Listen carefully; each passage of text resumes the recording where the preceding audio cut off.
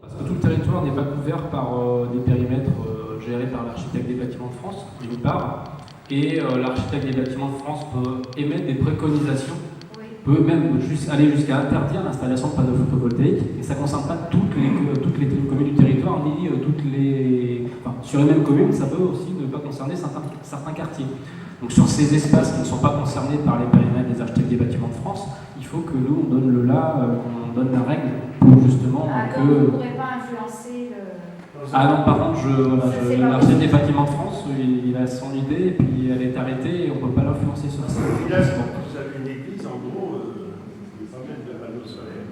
Toutes les églises ne sont pas classées. Vous avez des villages avec des églises où, pour autant, on n'a pas l'intervention de l'architecte des bâtiments de France. C'est vrai que c'est une prérogative de l'architecte des bâtiments de France de dire s'il accepte ou pas les panneaux. Moi, ça m'évoque, on nous dit qu'on est à la veille de la fin du monde, et puis on ne peut pas mettre des panneaux photovoltaïques parce qu'en face de chez nous, on a une église. Moi, je veux dire, je trouve ça curieux. Après, c'est pas moi, je ne peux pas dire que ce soit moi.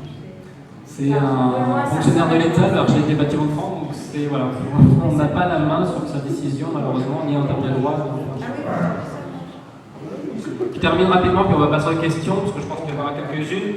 Le code de l'urbanisme, le droit, nous demande d'afficher nos objectifs en termes de consommation foncière. Pourquoi? Parce que justement l'État, la loi, nous demande de modérer cette consommation. Si on dit qu'on veut accueillir 88 habitants sur notre territoire par an, si on estime qu'il faut 35 hectares de terrain constructible pour accueillir ces habitants, si l'État constate qu'au lieu de 35, on a mis 100 hectares de terrain constructible, mais nous, on n'est pas cohérent. Donc il faut qu'on affiche ces objectifs de consommation. On a dit qu'on avait besoin de 35, on consomme 35. Et comment vous allez gérer ça, parce qu'il y a 40 communes?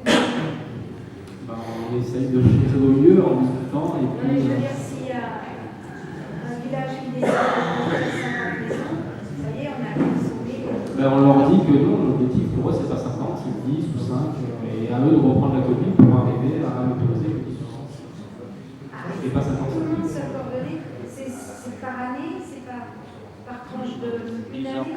2 années? Non, c'est sur 10 ans. En fait, il faut bien garder à l'esprit que le PEI, a priori, ça sera 10 ans de durée de vie. Dans 10 ans, on reviendra à la copie.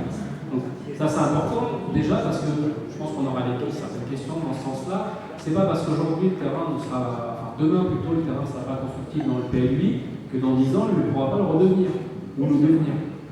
On a déjà cette possibilité-là, dans 10 ans, de se dire ce terrain n'est pas constructible, est-ce qu'il ne pourrait pas le devenir?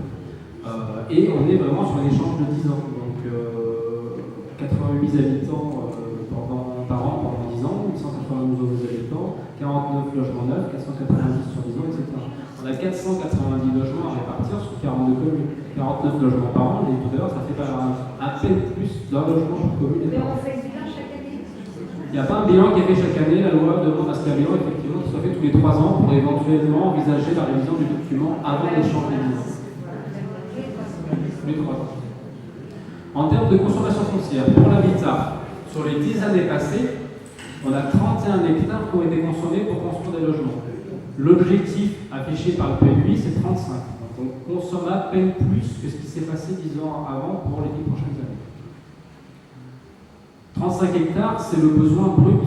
Pour faire les 49 logements par an, il faut 35 hectares. Pour autant, chaque propriétaire a la possibilité, la faculté, de ne pas vendre son terrain, de ne pas le rendre constructible, de ne pas autoriser la construction d'un logement sur son terrain.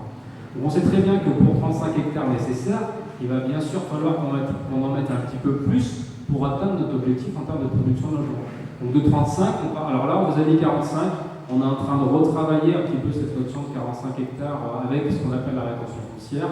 Ça va peut-être être un petit peu plus, ça c'est en cours d'élaboration. On l'avait mis, plus à titre indicatif, c'est 45. Dans le PADD, vous verrez que les 35 hectares, on précise hors rétention foncière. On ne dit pas de combien cette rétention foncière est. Pour le développement des activités économiques, on a consommé 2,5 hectares sur les 10 dernières années pour développer l'activité économique.